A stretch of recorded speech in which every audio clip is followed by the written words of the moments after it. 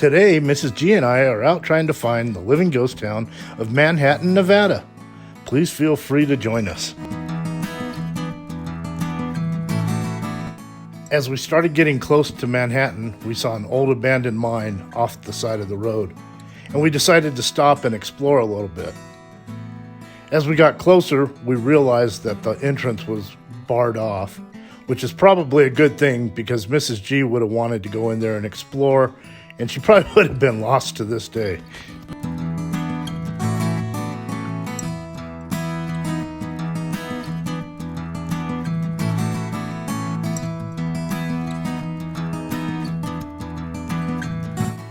As we start to get close to Manhattan, we start to see remnants of old mine sites. Now, Manhattan is a high-altitude mine, and the town sits at about 7,000 feet in elevation.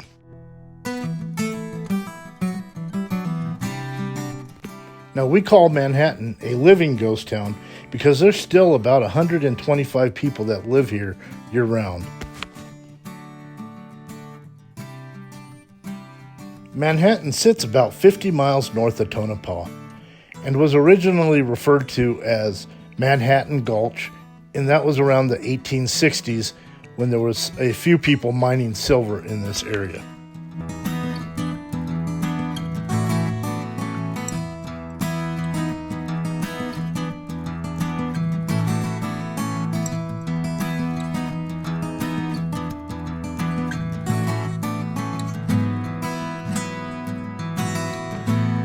In 1905, a prospector by the name of Frank Humphrey had discovered gold, and within a year, the population of Manhattan had grown to over 4,000 people.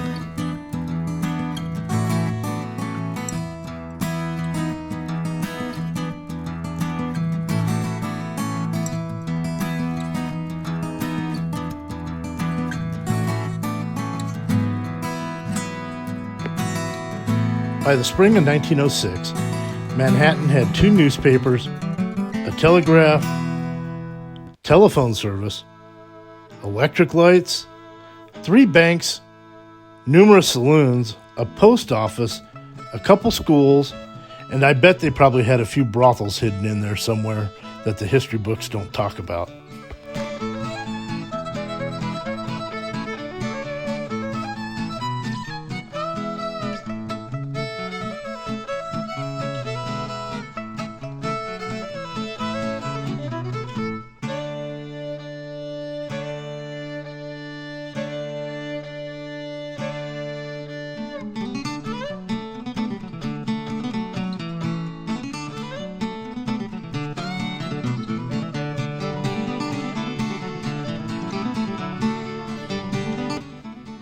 This church was relocated from the nearby ghost town of Belmont.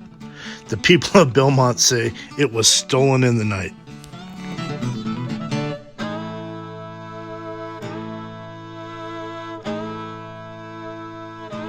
Make sure you stick around to the end of the video. There will be a short slideshow with a lot of cool old photos from old Manhattan.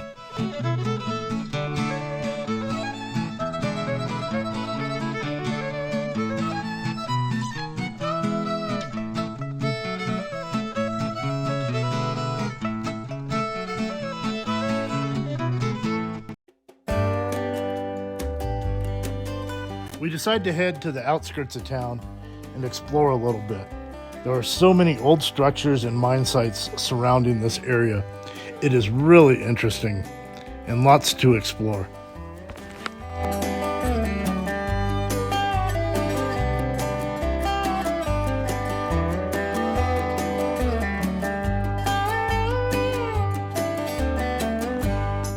If you go explore some of these places, remember to respect them, tread lightly, and leave them as they are.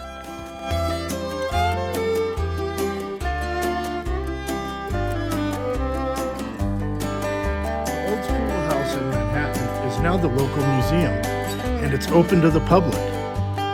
Yes, that is an original outhouse for the school. That was for the girls. Now this museum is really cool. It has lots of old artifacts, everything to do with the daily lives, the miners, the school, the students that went to the school, all kinds of different stuff there. And the lady that was working there was very friendly, very knowledgeable. We really enjoyed speaking with her. She even told us about two girls that she sees in this building. They're sisters, apparently. Maybe they went to the school, I don't know. But yeah, she said they're ghosts. And she sees them, she hears them walking around.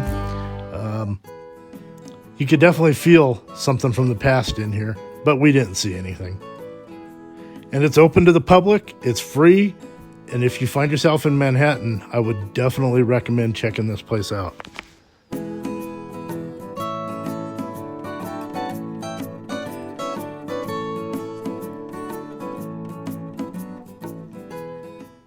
There is an old bar in Manhattan that is still in operation. It's called the Manhattan Bar. Go figure. Well, you know, Mrs. G and I had to stop in this place and check it out. It's a tradition to go to these old bars and do a shot while we're in there.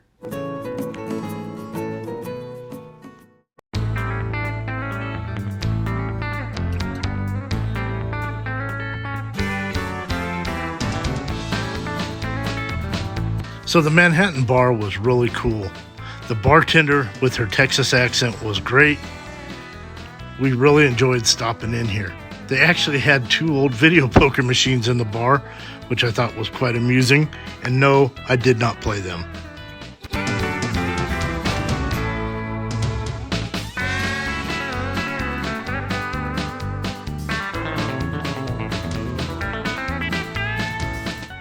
In places like this, I always imagine what it would be like 100 years ago, with all the miners coming in at the end of their week, tearing this place up. If these walls could talk.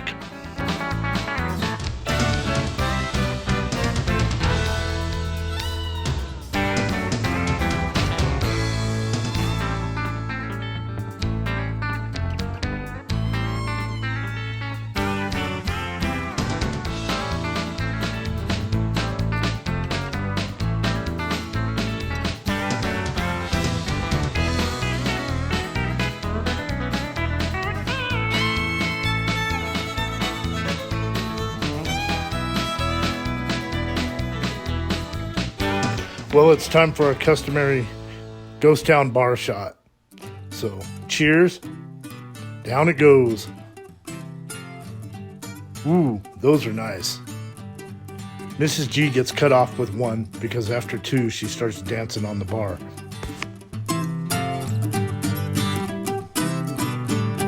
Well, pretty much like all the ghost towns we've seen, we thoroughly enjoyed Manhattan. This was a really neat place, fun people. We hope you enjoyed coming along with us.